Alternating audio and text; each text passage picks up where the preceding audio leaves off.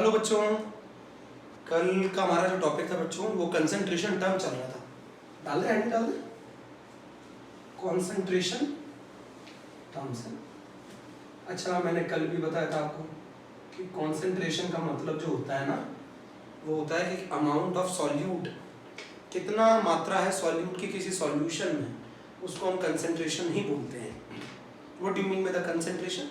कितना अमाउंट है सॉल्यूट का, कितनी मात्रा है सॉल्यूट की किसी सॉल्यूशन के अंदर, वो हमें कंसंट्रेशन से बताती है। अब हमने कंसंट्रेशन टर्म कल पढ़े थे, वेट बाय वेट परसेंटेज पढ़ा था एक, है ना, W बाय W पढ़ा था एक। इसका मतलब क्या था? मास ऑफ सॉल्यूट पढ़ा था, मास of solute upon mass of solution. जब भी परसेंटेज वर्ड आता है 100 में से बताते हैं into 100। Wait by weight percentage बोल लो, मास बाय मास परसेंटेज बोल लो, बड़ा आसान तरीका है।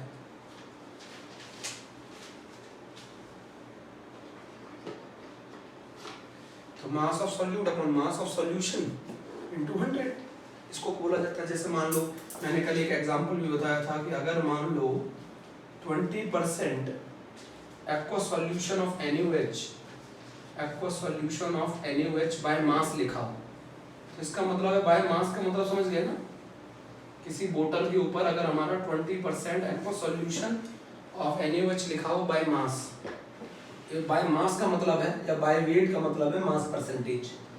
इसका मतलब क्या है? इसको, इससे हमें क्या नॉलेज मिलती है? इससे हमें नॉलेज क्या मिलती है? इससे हमें मालूम चलता है कि 20 ग्राम NaOH is present in, is 20 gram of NaOH is present in 100 gram solution. 100 gram solution के अंदर 20 ग्राम NaOH प्रेजेंट है। अच्छा, इससे एक और इन्फॉर्मेशन भी मिलती है हमको, और वो एक इन्फॉर्मेशन मिलती है कि अगर हमें मास ऑफ वाटर चाहिए तो बड़े आराम से निकाल सकते हैं। मास ऑफ वाटर अगर हमें चाहिए तो बड़े आराम से निकाला जा सकता है। 100 ग्राम में से 20 ग्राम माइनस कर दो तो 80 ग्राम आ गया।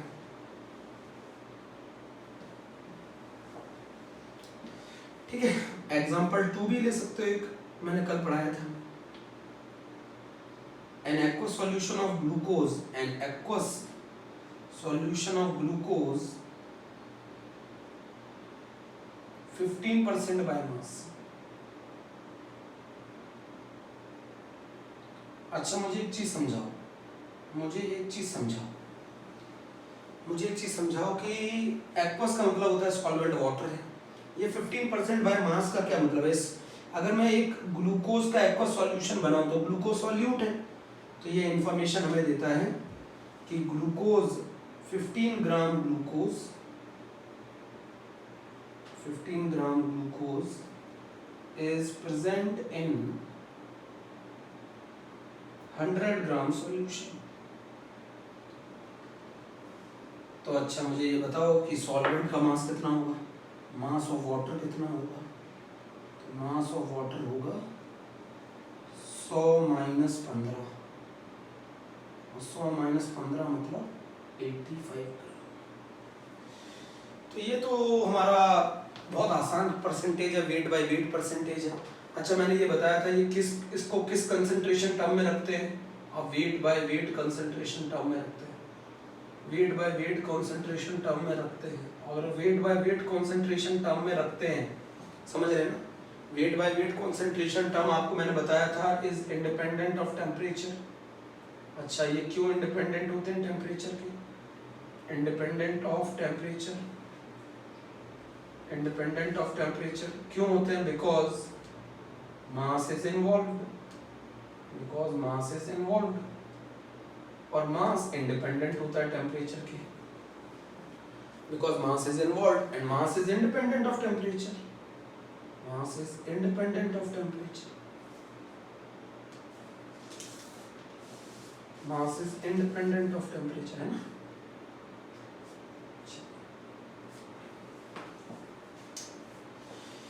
तो मैं आपको जो समझाना चाह रहा था वो ये बताना चाह रहा था कि अगर हमें वेट बाय वेट परसेंटेज निकालना हो तो आप मास ऑफ सॉल्यूट निकालें, मास ऑफ सॉल्यूशन निकालें, इनटू 100 कर दें।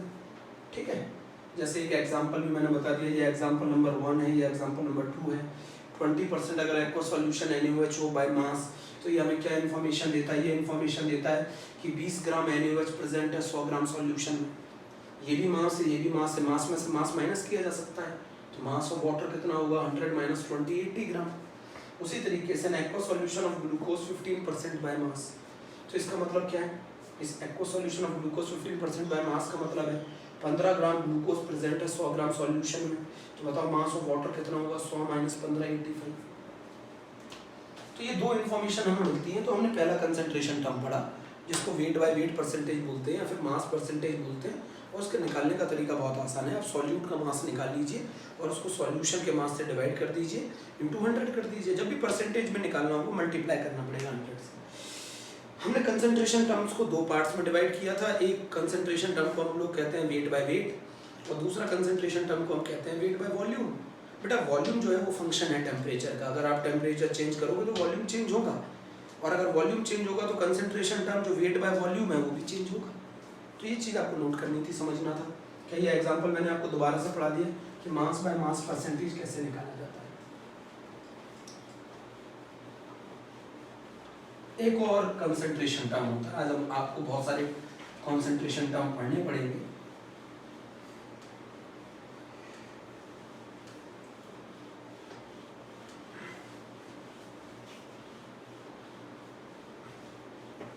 ये चैप्टर बड़ा चैप्टर है ना, ये चैप्टर बड़ा चैप्टर है।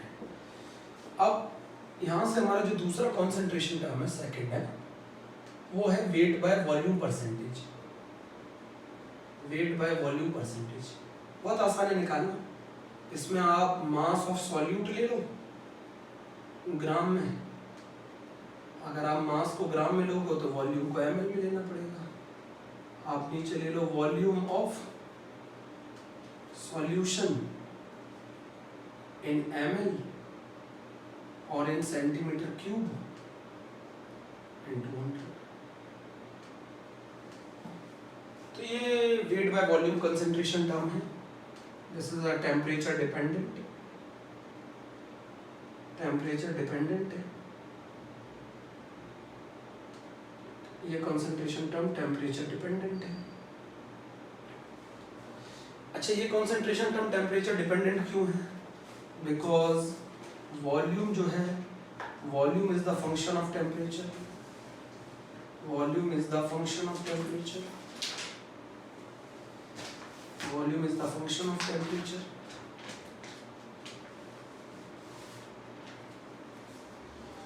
Because volume is the function of temperature. आपको मालूम है टेम्परेचर बढ़ाएंगे तो जनरली वॉल्यूम बढ़ता है, क्यों? एक्सपेंशन होता है, और वॉल्यूम बढ़ेगा तो वेट बाय वॉल्यूम जितने भी कंसंट्रेशन टर्म हैं वो सब घट जाएंगे। ये भी आपको मालूम था, ठीक है। अच्छा, यहाँ पर आपको वॉल्यूम चाहिए सॉल्यूशन का। मैं फिर बता रहा हूँ, मास of solute upon volume of solution in ml और इन सेंटीमीटर क्यूब, ये टेम्परेचर डिपेंडेंट है। मैंने एक बहुत इंपॉर्टेंट बात करी थी जो कि एनसीईआरटी में नहीं थी।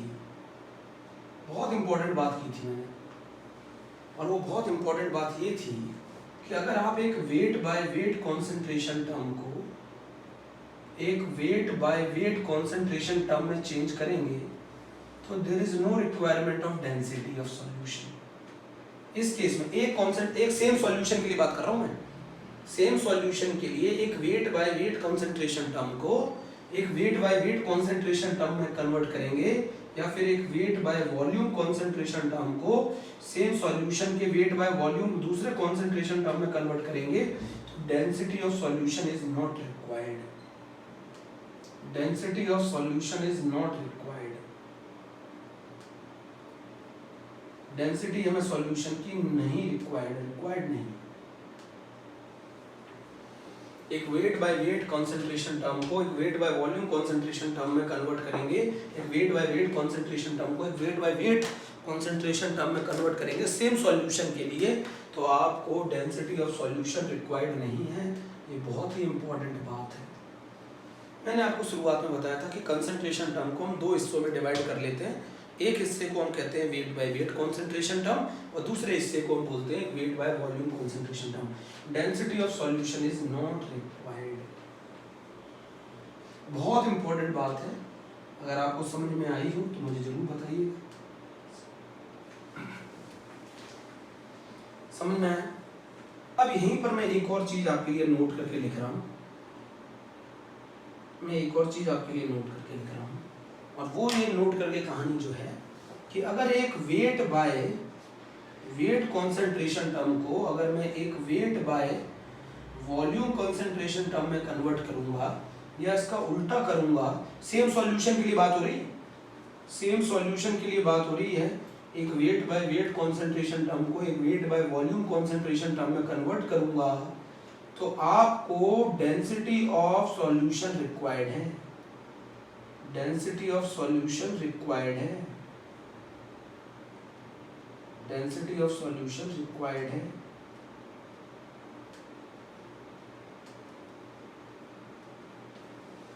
Density of solution required. चलिए एक नोट करके और लिख लेते हैं बात। आप बहुत अच्छे बच्चे हैं सब। डेंसिटी है वाटर की 1 ग्राम पर ml। वाटर की डेंसिटी अगर ना भी दूं तो आप समझ जाइएगा 1 ग्राम पर ml होती है।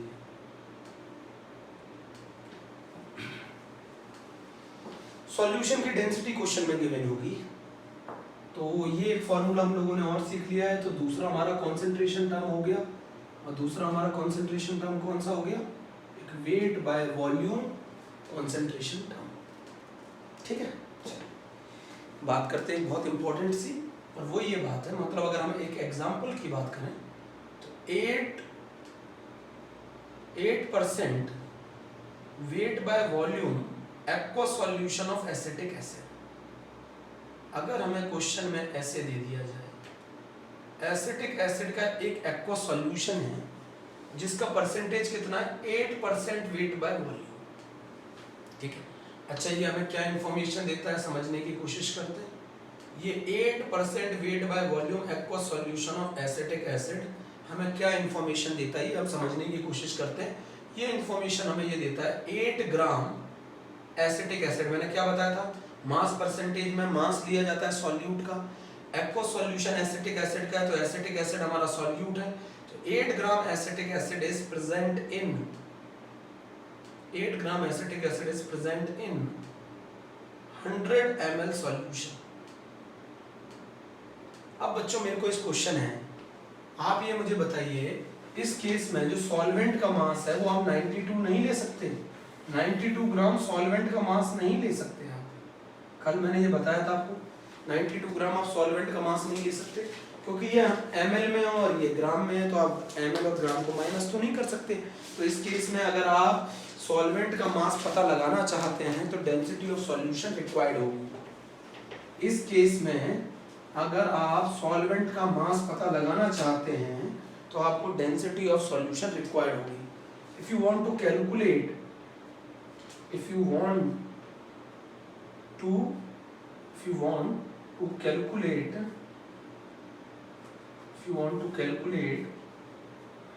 the mass of solvent,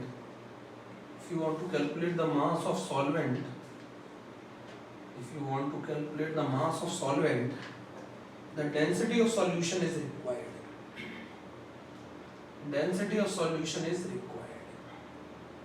समझे?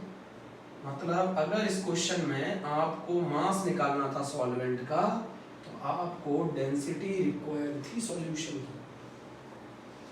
चलिए हम लोगों ने एक दूसरा कंसंट्रेशन टर्म पढ़ लिया है, वेट बाय वॉल्यूम। एक न्यूमेरिकल करेंगे तब आपको समझ में आएगा कि कैसे किया जाता है। इनके ऊपर थ्योरी नहीं पूछी जाती बच्चों, थ्योरी नहीं पूछी जाती,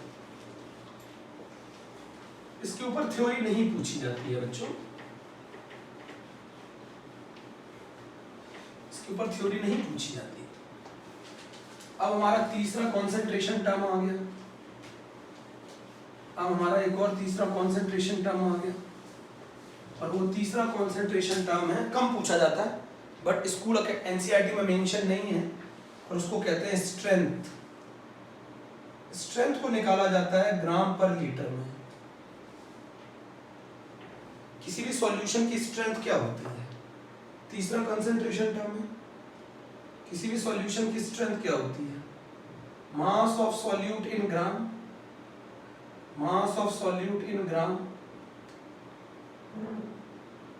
अपॉन सॉल्यूट का मास ग्राम में, upon volume of solution in litre. ये हमारे को किसी भी सॉल्यूशन की अगर स्ट्रेंथ कैलकुलेट करनी है तो सॉल्यूट का मास ले लो, आप जानते हैं ना सॉल्यूट जिसको हम घोलते हैं, सॉल्यूट का मास ले लो, सॉल्यूशन का वॉल्यूम ले लो और लीटर में ले लो, यही फॉर्मूला होता है स्ट्रेंथ का, यही फॉर्मूला होता है स्ट्रेंथ का। Fourth concentration term is very very important and it is known as molarity. It's very very important, molarity, and it is denoted by capital M. Another name is molar. ठीक है, molarity कह लो, molar कह लो, बहुत आसान है। अच्छा, इसकी definition क्या कहती है, समझना मेरी बात। जितने मोल्स सॉल्यूट के 1 लीटर सॉल्यूशन में पड़े होते हैं उसी को उसकी मोलैरिटी बोलते हैं। मान लीजिए मैं ऐसे लिख दूं, मान लो पहले एग्जांपल समझा रहा हूं, मैं ऐसे लिख दूं 2 moles of solute, 2 moles of solute in 1 liter solution। तो जितने मोल्स सॉल्यूट के किसी सॉल्यूशन में पड़े होते हैं, 1 लीटर सॉल्यूशन में पड़े होते हैं, वही उसकी मोलैरिटी कहलाते हैं। तो इसकी मोलैरिटी हो जाएगी 2 मोलर। अच्छा, इसका वाइस वर्सा भी, अगर आप इसका उल्टा समझना चाहते हैं कि 2 मोलर का क्या मतलब है, इसका मतलब है 2 moles of solute, 2 moles of solute in 1 liter solution। जितने मोल्स सॉल्यूट के 1 लीटर सॉल्यूशन में पड़े होते हैं वही उस सॉल्यूशन की मोलैरिटी कहलाते हैं। तो अगर मान लीजिए 2 मोल सॉल्यूट के 1 लीटर सॉल्यूशन में पड़े होंगे तो मोलैरिटी 2 मोलर होगी। अच्छा, मुझे ये बताइए मोलैरिटी 3 मोलर का क्या मतलब है? 3 मोलर का क्या मतलब है? 3 मोलर का मतलब है 3 मोल solute, 3 moles of solute in 1 litre solution, in 1 litre solution. जितने मोल्स सॉल्यूट के 1 लीटर सॉल्यूशन में पड़े होते हैं वही उस सॉल्यूशन की मोलैरिटी कहलाते हैं। तो अगर 2 मोल सॉल्यूट के 1 लीटर सॉल्यूशन में पड़े होते हैं तो मोलैरिटी 2 मोलर हो गई। 3 मोल सॉल्यूट के 1 लीटर सॉल्यूशन पड़े होते हैं तो मोलैरिटी 3 मोलर हो गई। समझ में आना चाहिए। तो डेफिनेशन क्या होगी बताओ, चलो डेफिनेशन, डेफिनेशन बताओ। तो डेफिनेशन हो गई number of moles of solute, number of moles of solute in 1 liter solution, in 1 liter solution, number of moles of solute in 1 liter solution is known as molarity। जितने moles solute के 1 litre solution में पड़े होते हैं वही उस solution की molarity कहलाते हैं। The number of moles of solute in 1 liter solution is known as molarity। Formula बना लेते हैं। सबसे ज्यादा इंपॉर्टेंट कंसंट्रेशन टर्म है तुम्हारे यहाँ, सबसे ज्यादा इंपॉर्टेंट कंसंट्रेशन टर्म है। तो जितने मोल सॉल्यूट के 1 लीटर सॉल्यूशन में पड़े होते हैं वही उसकी मोलैरिटी है। ठीक है, वही उसकी मोलैरिटी है। जरा समझते हैं, बहुत अच्छे से समझो। फॉर्मूला क्या हो गया मोलैरिटी का? Number of moles of solute, number of moles of solute, moles निकालो सॉल्यूट के, upon volume of solution in litre, volume of solution in litre. Volume solution का लीटर में होना चाहिए। अगर वॉल्यूम ml में दे दूं तो उसे 1000 से डिवाइड कर दो। This is the formula of the molarity. Unit बताओ, यूनिट होती है मोल पर लीटर, मोल की यूनिट मोल और वॉल्यूम की यूनिट लीटर, यूनिट भी होगी मोल पर लीटर। अच्छा, मोल्स को भी अगर मैं एक बात में नोट करके बता दूं,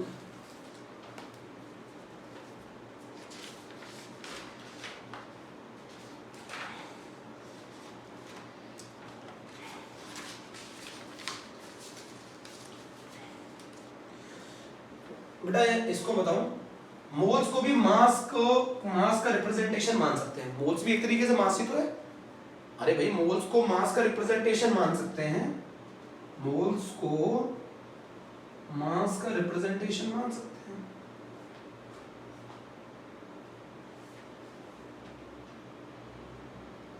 रिप्रेजेंटेशन मान सकते हैं, मोल्स को भी मास का रिप्रेजेंटेशन मान सकते हैं। अच्छा, मोल्स निकालने के मैं तरीके आपको बता चुका हूँ। अच्छा, मोल्स निकालने का तरीका क्या था? मोल्स निकालना है तो given mass of substance divided by molar mass, given mass of substance upon molar mass, ऐसे तो निकालते हो। या फिर number of particle divided by Avogadro number. अच्छा, जैसे एक एग्जांपल समझ लेते हैं तो आप लोगों को, जिन बच्चों जो नए बच्चे हैं वो क्लियर हो जाएगा। 54 ग्राम अगर मैं वाटर ले लूँ तो बताइए इसके मोल्स कितने होंगे? तो बताइए वाटर का कितना मास गिवन है? 54। वाटर का मोलर मास कितना होता है? 18। कितने मोल्स आ गए? 3। ऐसे निकाला जाता है मास। तो असली में एक तरीके से मैं आपको ये बताना चाहता हूँ कि जो मोल्स होते हैं उनको भी मास का रिप्रेजेंटेशन मान सकते हैं। आप बोलोगे ऐसा क्यों समझा रहे हो, ऐसा क्यों बता रहे हो? मोल्स को भी मास का रिप्रेजेंटेशन मान सकते हैं, इसलिए बता रहा हूँ क्योंकि ये कौन सा कंसेंट्रेशन टर्म है? और wait by volume concentration term है।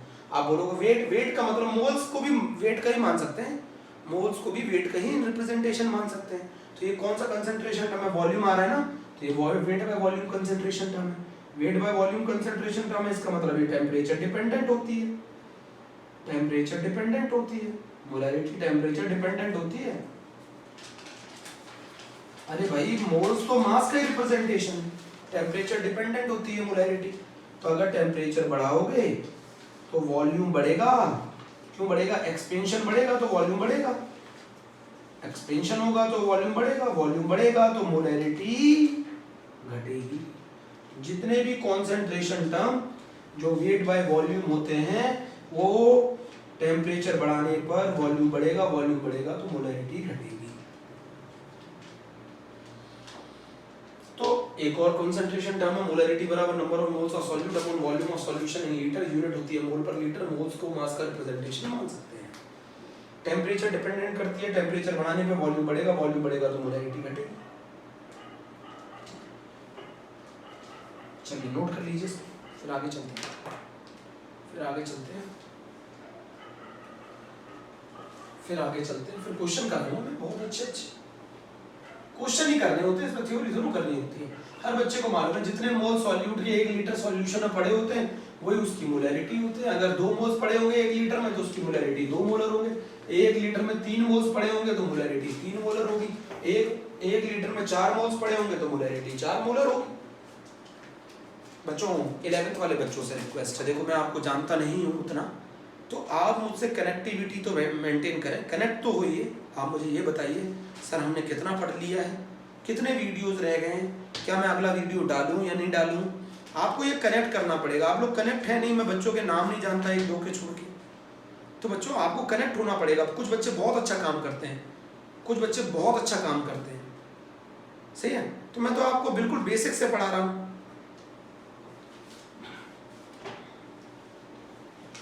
तो molarity temperature dependent concentration term है, weight by volume concentration term है,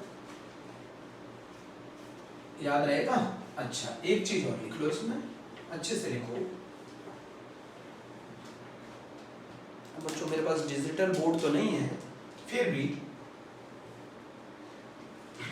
अब जरा ये बताओ, अगर मैं डाइल्यूशन, डाइल्यूशन का मतलब जानते हैं? Dilution means adding water.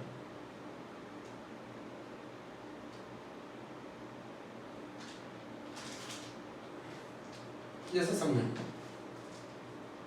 पहले ये एक सॉल्यूशन है जिसमें 1 मोल 1 लीटर में प्रेजेंट था,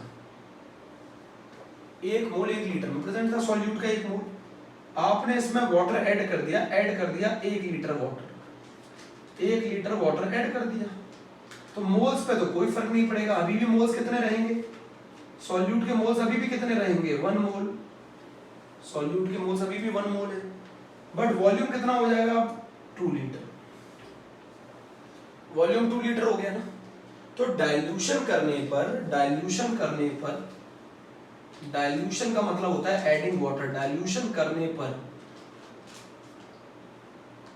moles remain same, moles remain same. कौन बढ़ जाता है? वॉल्यूम ऑफ सॉल्यूशन इंक्रीज, और वॉल्यूम अगर बढ़ेगा तो मोलैरिटी मतलब कंसंट्रेशन घटेगा। अगर वॉल्यूम बढ़ेगा तो मोलैरिटी घटेगी। अभी आपने पढ़ा मोल्स पे कोई फर्क नहीं पड़ा, जितने मोल्स पहले थे उतने मोल्स अब बाद में। अच्छा अब इसका कंसंट्रेशन कितना था, इसका कंसंट्रेशन था 1 मोलर, इसका कंसंट्रेशन था कितना आ गया 0.5 मोलर। तो मैंने क्या सिखाया, कंसंट्रेशन कम हो जाएगा। पहले 1 मोल 1 लीटर में प्रेजेंट था, अब 1 मोल 2 लीटर में प्रेजेंट है, तो कंसंट्रेशन कम हो गया ना, उसका कंसंट्रेशन हो गया 0.5 मोलर, इसका कंसंट्रेशन 1 मोलर। तो मैं आपको यही तो बताना चाहता हूँ कि डाइल्यूशन करने पर बच्चों, इसीलिए तो बोला जाता है, आप समझो मेरी बात, आप खाना खाते हो ना, तो खाना के साथ पानी नहीं पीना चाहिए। क्यों नहीं पीना चाहिए, आपको आंसर समझाता हूँ। खाने के साथ पानी इसलिए नहीं पीना चाहिए, if you drink more water, तो जो आपके पेट में HCl होता है ना, हाइड्रोक्लोरिक एसिड जो होता है, वो आपके खाने को डाइजेस्ट करता है। तो जैसे आप उस HCl में पानी ऐड कर दोगे तो HCl डाइल्यूट हो जाएगा, और अगर HCl डाइल्यूट हो जाएगा तो वो आपके खाने को अच्छे से पचा नहीं पाएगा। इसीलिए खाना खाते वक्त पानी नहीं पीना चाहिए, क्योंकि वो आपके पेट के अंदर, जो स्टोमक के अंदर जो HCl एसिड होता है, उसको डाइल्यूट कर देता है, जिसकी वजह से उसकी एफिशिएंसी जो खाने को डाइजेस्ट करने की होती है वो कम हो जाती है। साइंटिफिक रीजन है, साइंटिफिक रीजन है। खाने को ज्यादा चबा के क्यों खाना चाहिए, रीजन है सरफेस एरिया बढ़ जाता है। जब आप ज्यादा चबाओगे तो ज्यादा पीसेस में टूटेगा, ज्यादा पीसेस में टूटेगा तो ज्यादा सरफेस होंगे, ज्यादा सरफेस होंगे तो ज्यादा HCl के कांटेक्ट में आएगा, एसिड के कांटेक्ट में आएगा, और ज्यादा एसिड के कांटेक्ट में आएगा तो ज्यादा आसानी से पचा पाओगे। इसीलिए खाने को ज्यादा चबा के खाना चाहिए, ज्यादा च्यू करना चाहिए उसको। Dilution means adding water. अगर आप ऐड करते हैं वाटर तो मोलैरिटी पे क्या फर्क पड़ेगा, मोलैरिटी घट जाती है अगर आप वॉल्यूम को बढ़ा देते हैं। मोल्स पे कोई फर्क नहीं पड़ता, moles remain the same, moles remain the same. ठीक, चलिए अब मोल्स निकालने का एक और फार्मूला हो गया। अच्छा, ये मोल्स को स्मॉल n से डिनोट करते हैं, आपने अभी पढ़ा था मोलैरिटी बराबर क्या फार्मूला होता है, moles upon moles of solute, है ना, moles of solute upon volume of solution in litre. तो मोल्स अगर आपको निकालने हैं तो आपका फार्मूला हो गया molarity of solution into volume of solution in litre. बेटा ये सॉल्यूशन का वॉल्यूम है, ध्यान रखिएगा, सॉल्यूशन का वॉल्यूम है, और वो भी किस में लेना होता है, लीटर में लेना होता है, ml में नहीं लेना होता है। तो ये हमारा चौथा कंसंट्रेशन टर्म हो गया। एक और कंसंट्रेशन टर्म है बहुत इंपॉर्टेंट, यही है इंपॉर्टेंट, एक और कंसंट्रेशन टर्म है जिसको कहते हैं मोलैरिटी। मोलैरिटी स्मॉल m से डिनोट करते हैं, मोलैरिटी, वो मोलैरिटी है, ये मोलैरिटी है। मोलैरिटी का मतलब होता है द नंबर ऑफ मोल्स, जितने मोल सॉल्यूट के 1 kg सॉल्वेंट में पड़े हुए, number of moles of solute. बेटा अंतर समझो दोनों में, वहां सॉल्यूशन था, यहाँ सॉल्वेंट का मास होता है the number of moles of solute in 1 kg solvent. Underline the word 1 kg solvent. 1 kg solvent में जितने मोल्स सॉल्यूट के पड़े होते हैं उसी को सॉल्यूशन की मोलैरिटी कहते हैं, स्मॉल m से डिनोट करते हैं। ये इसमें सबसे ज्यादा इंपॉर्टेंट कंसंट्रेशन टर्म है। अच्छा, फॉर्मूला क्या होगा मोलैरिटी का, number of moles of solute, number of moles of solute upon weight of solvent in kg, weight of solvent in kg, number of moles of solute upon weight of solvent in kg, number of moles of solute upon weight of solvent in kg। ये होता है formula, number of moles of solute निकालो, weight of solvent निकालो। बेटा मैं अंतर समझो, जब आप कैपिटल M निकालते हो ना तो फॉर्मूला होता है number of moles of solute upon volume of solution in litre. अंतर समझो दोनों में,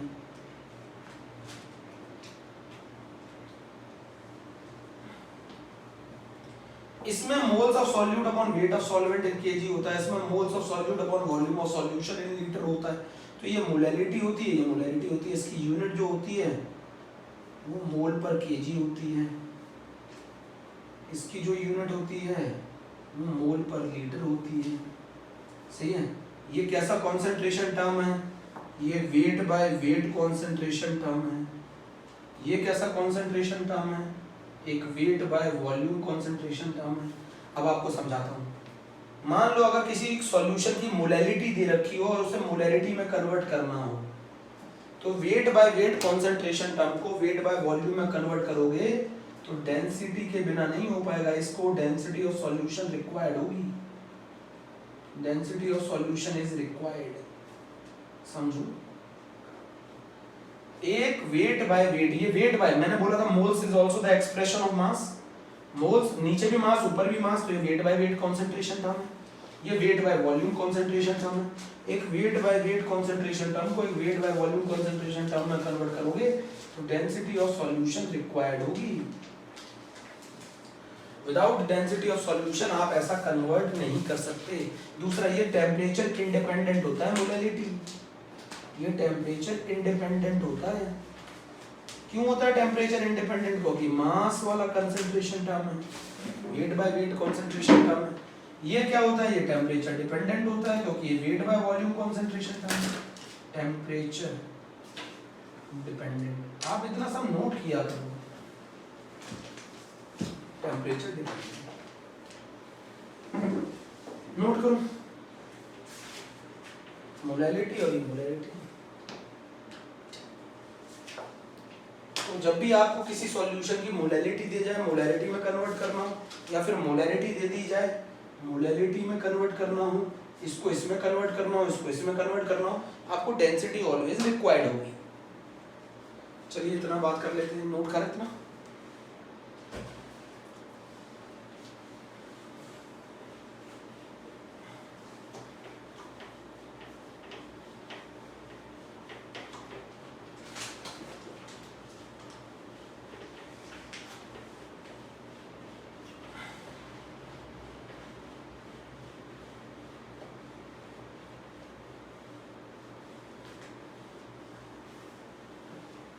चले आगे।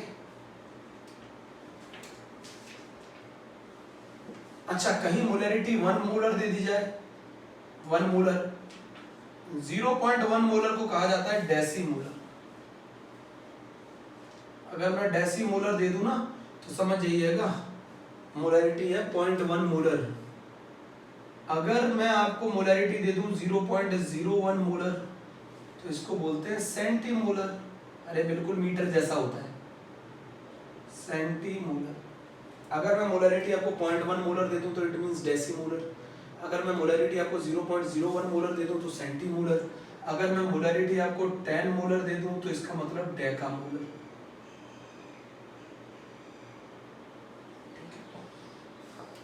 अगर मैं मोलैरिटी आपको 0.001 मोलर दे दूं तो मिलीमोलर, है ना? नोट किया? मैं मोलैलिटी की बात कर रहा था। तो जितने मोल्स सॉल्यूट के 1 केजी सॉल्वेंट में पड़े होते हैं वही कहा जाता है मोलैलिटी। जैसे मान लीजिए किसी की मोलैलिटी 2 मोलर दे रखी है तो इसका मतलब होता है 2 moles of solute, 2 moles of solute in 1 KG solvent. तो जितने मोल सॉल्यूट के 1 केजी सॉल्वेंट में पड़े होते हैं उसकी मोलैलिटी 2 मोलर। 3 मोलर का क्या मतलब है? इसका मतलब है 3 moles of solute in 1 KG solvent. 3 mole solute के 1 केजी सॉल्वेंट में तो मोलैलिटी 3 मोलर, 2 मोल सॉल्यूट के 1 केजी सॉल्वेंट में तो मोलैलिटी 2 मोलर। तो ये कहानी है, ठीक है। अब मैं आपको बता दूं कुछ, एक न्यूमेरिकल करते हैं हम लोग, सिंपल सा ना। तो मोलैलिटी आपकी टेम्परेचर इंडिपेंडेंट होती है क्योंकि उसमें मास इन्वॉल्व होता है, मास टेम्परेचर पर डिपेंड नहीं करता। जबकि मोलैलिटी टेम्परेचर डिपेंडेंट होती है क्योंकि उसमें वॉल्यूम इन्वॉल्व होता है। अगर आप टेम्परेचर बढ़ाते हो तो वॉल्यूम बढ़ेगा, वॉल्यूम बढ़ेगा तो मोलैलिटी घटेगी। चलिए एक क्वेश्चन करते हैं बहुत अच्छा सा, तो आप भी लोग प्रैक्टिस कर लीजिए। अच्छा क्वेश्चन, मैं एक नोट करके लिख देता हूँ, आप अच्छे से लिखना, नोट करके कॉपी में मिलना चाहिए, 12th में काम आएगा ये सब। To convert a weight by weight concentration term, convert a weight by weight concentration term into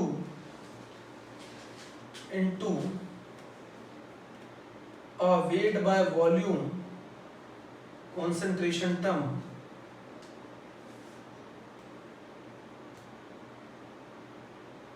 and vice versa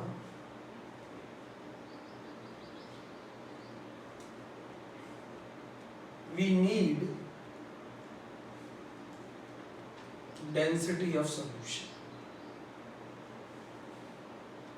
We need density of solution.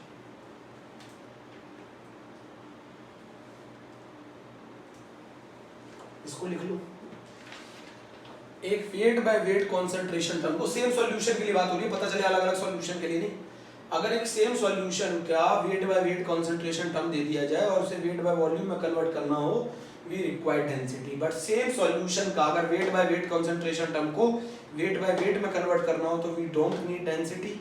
अगर एक सेम सॉल्यूशन का weight by volume concentration term को weight by volume concentration term में convert करना हो तो भी density required नहीं होती। We don't need density of solution. Then question is one example. चलिए बच्चों आप लोगों को सिखाने की कोशिश करता हूँ। 12 ग्राम of acetic acid. Acetic acid जानते हो ना, फॉर्मूला सभी बच्चे जानते होंगे, विनेगर में होता है CH3COOH। इसका जो मोलर मास है, सभी के मासेस को ऐड करोगे तो वो कितना होता है 60 ग्राम पर मोल।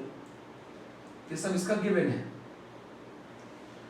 12 gram of acetic acid is dissolved in 12 gram of acetic acid is dissolved in 100 ml of water to form solution.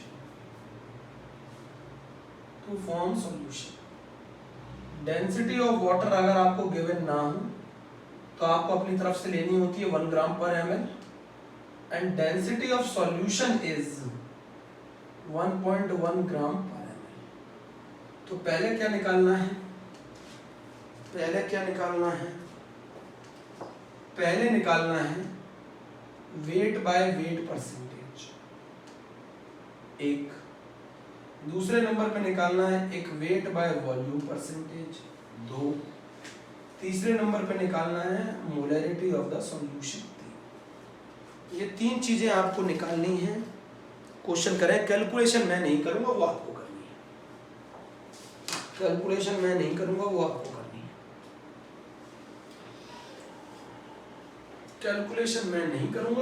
करनी है। Weight by weight concentration term को weight by volume concentration term और मोलरिटी में convert. चलो आगे। चलिए सबसे पहले आपको मालूम है क्या मास ऑफ सॉल्वेंट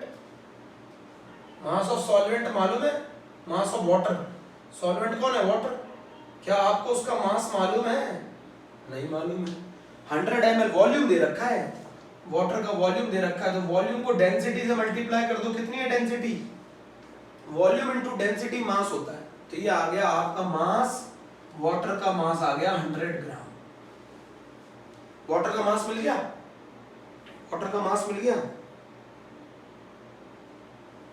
वाटर का मास मिल गया।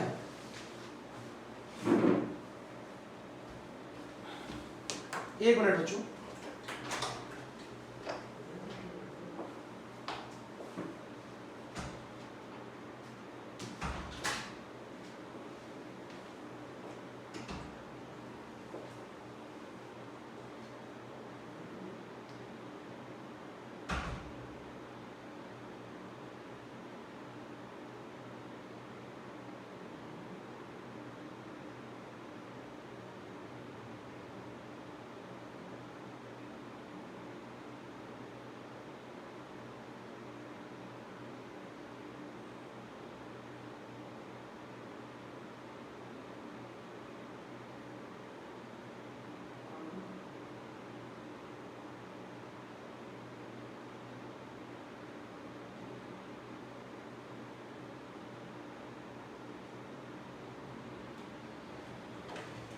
क्वेश्चन करने को बोला था बच्चों, मैं थोड़ी देर के लिए 5 मिनट के लिए बाहर चला गया था। क्वेश्चन करने को मास ऑफ सॉल्वेंट मिल गया। चलिए बताइए मास ऑफ सॉल्यूशन बताइए। तो मास ऑफ सॉल्यूट कितना दे रखा है? 12 ग्राम। और मास ऑफ सॉल्वेंट कितना मिल गया 100 इंटू 1, ये आ गया 112 ग्राम। देखिए मैंने वाटर का मास निकाला, वाटर का वॉल्यूम दे रखा था, तो वॉल्यूम इंटू डेंसिटी, डेंसिटी कितनी है 1 से मल्टीप्लाई करोगे ml ml कैंसिल हो जाएगा, 100 ग्राम आ जाएगा, 100 प्लस 12 112 हो जाएगा, 112 हो जाएगा, 112। ठीक है, अब मास मिल गया मुझे सॉल्वेंट का, मास मिल गया मुझे सॉल्यूशन का। ये बताओ W बाय W क्या होता है, ये बताइए W बाय W क्या होता है। Mass of solute, mass of solute मालूम है ना 12 gram, divided by mass of solution 112 into 100, तो ये आ गया weight by weight percentage, weight by weight percentage आ गया, वेट बाय वेट परसेंटेज आ गया 12/112 इंटू 100, 12/112 इंटू 100 करेंगे तो ये आपका आ गया वेट बाय वेट परसेंटेज। चलिए वेट बाय वॉल्यूम परसेंटेज क्या होता है, पहले फॉर्मूला समझते हैं। वेट बाय वॉल्यूम परसेंटेज क्या होता है, mass of solute upon volume of solution in ml in gram into 100। अब मास ऑफ सॉल्यूट आपको मिल गया कितना है, मास ऑफ सॉल्यूट आपको मालूम है 12 ग्राम। अब वॉल्यूम ऑफ सॉल्यूशन कैसे निकालेंगे, सुनना मेरी बात, वॉल्यूम ऑफ सॉल्यूशन कैसे निकालेंगे, mass of solution, mass of solution upon density of solution, mass of solution upon density of solution into 100। Mass of solution आपने ऊपर निकाल लिया है, कितना निकाला जरा बताओ जल्दी से, 12/112। डेंसिटी कितनी है सॉल्यूशन की 1.1 इंटू 100 इंटू 100 इंटू 100, इसको सॉल्व कर लोगे कितना आ गया बताओ, ये आ गया 12/112 इंटू 100 इंटू 1.1, इसका कैलकुलेशन करना, ये आ जाएगा वेट बाय वॉल्यूम परसेंटेज। आई भाई हमें वॉल्यूम ऑफ सॉल्यूशन चाहिए था ना, तो वॉल्यूम ऑफ सॉल्यूशन तो हमें दे नहीं रखा, कहाँ दे रखा है, वाटर का वॉल्यूम है वो। वॉल्यूम ऑफ सॉल्यूशन कैसे आएगा, मास of solution upon density. Mass of solution आप निकाल चुके हो, ये रहा मास of solution. Mass of solution कैसे निकाला, मास of solute plus mass of solvent. Mass of solvent मैंने निकाल लिया, मैंने मास ऑफ सॉल्वेंट निकालने के बाद मास ऑफ सॉल्यूट उसमें ऐड कर दिया, मास ऑफ सॉल्यूट ऐड किया तो मास ऑफ सॉल्यूशन आ गया, मास ऑफ सॉल्यूशन को डेंसिटी ऑफ सॉल्यूशन से डिवाइड कर दिया, आ गया आपका। कितने पार्ट हो गए, दो पार्ट हो गए, दो पार्ट हो गए ना, कन्वर्जन है समझो, दो पार्ट हो गए, एनसीईआरटी में नहीं है ये क्वेश्चन, दो पार्ट हो गए। अब अच्छा ये बताओ मुझे, ये रफ कर दूं, दो पार्ट निकाल लिए हम लोगों ने, आप वीडियो को पॉज कर लेना तो निकालना, देखना आराम से क्या गड़बड़ आ रही है। तीसरा जो कॉन्सेंट्रेशन टर्म है वो है मोलैरिटी। अब मोलैरिटी का क्या फॉर्मूला होता है, moles of solute upon volume of solution in litre, यही होता है ना। अच्छा मोल्स कैसे निकालोगे सॉल्यूट के, एसिटिक एसिड का वजन दे रखा है 12 ग्राम, उसको डिवाइड कर दो मोलर मास से, पढ़ा था ना आपने, given mass of substance divided by molar mass 60, moles आ गए। Moles upon volume of solution, volume of solution में मालूम नहीं है, कैसे निकालते हैं, mass of solution upon density of solution,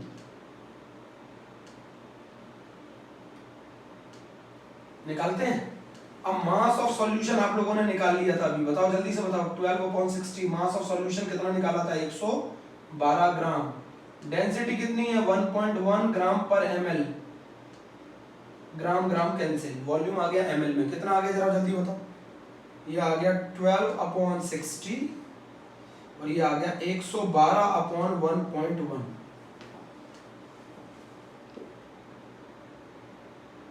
बोलो ये वॉल्यूम आ गया ml में, इस वॉल्यूम को किससे डिवाइड कर दो, 1000 से, 1000 से डिवाइड कर दो बेटा, ये लीटर में कन्वर्ट हो जाएगा। चलो मैं इसको पहले कैलकुलेशन कर लूं, ये आ गया 1/5.2 अपॉन 112 अपॉन 1.1, वॉल्यूम को ml में है ना, ये लीटर में कन्वर्ट करोगे ना, इसे 1000 से डिवाइड करोगे तो ये आ गया 0.2 इंटू 1100 अपॉन 112। 1000 से डिवाइड क्यों किया? 1000 से डिवाइड क्यों किया? ml में था, लीटर में कन्वर्ट करना होता है, वॉल्यूम लीटर में लेना होता है। चलो मैं एक और फार्मूला सिखा दूंगा। मैंने कुछ नहीं किया, मैंने मोल्स ऑफ सॉल्यूट निकाले अपॉन वॉल्यूम ऑफ सॉल्यूशन निकाला, ये ml में आया, वॉल्यूम को ml में आने के बाद 1000 से डिवाइड कर दिया। ये तो कैलकुलेशन वाला पार्ट है, ये मुझे जरूर करना है। मोलैरिटी आ जाएगी मोल पर लीटर में। चलिए मैं आपको यहाँ एक चीज और बता देता हूँ, एक और चीज बता देता हूँ, बच्चों को दिक्कत आ रही है। रफ कर दूँ? चलो मैं एक चीज और सिखा दूँ।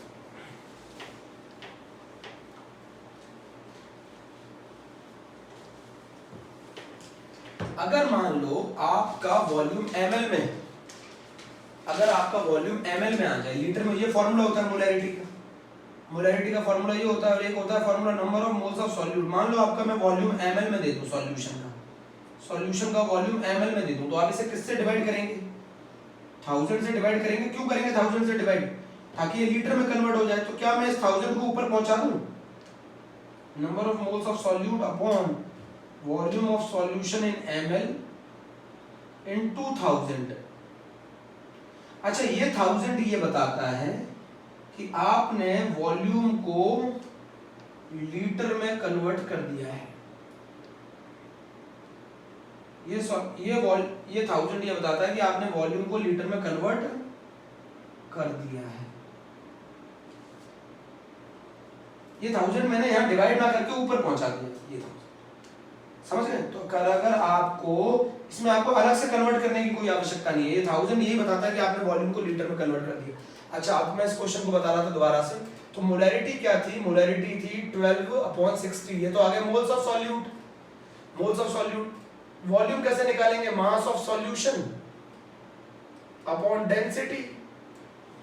मास ग्राम में और डेंसिटी ग्राम पर ml में है, तो वॉल्यूम ml में आ जाएगा। वॉल्यूम ml में आ जाएगा तो ऊपर आपको 1000 से मल्टीप्लाई करना पड़ेगा। अरे भाई 1000 ये वाला वही 1000 है जिससे आप डिवाइड कर दो, वो 1000 मैंने ऊपर पहुंचा दिया पहले ही। इसका मतलब है आपने जो ये वॉल्यूम ml है उसको लीटर में कन्वर्ट कर दिया। तो 12/60 मास of solution is 100 + 12 divided by density is 1.1। इससे वॉल्यूम आएगा ml में, ऊपर आपने 1000 मल्टीप्लाई कर दिया, it means you convert into litre. तो ये वैल्यू आ गई 0.2 इंटू 1000 इंटू 1.1 अपॉन 112। तो ये आंसर आ गया 0.2 इंटू 1100 अपॉन 112 मोल पर लीटर। तो ये हमारी कहानी का पहला क्वेश्चन हो चुका। ये आपको करना था यहाँ तक, है ना बच्चों? बाकी कहानी अगले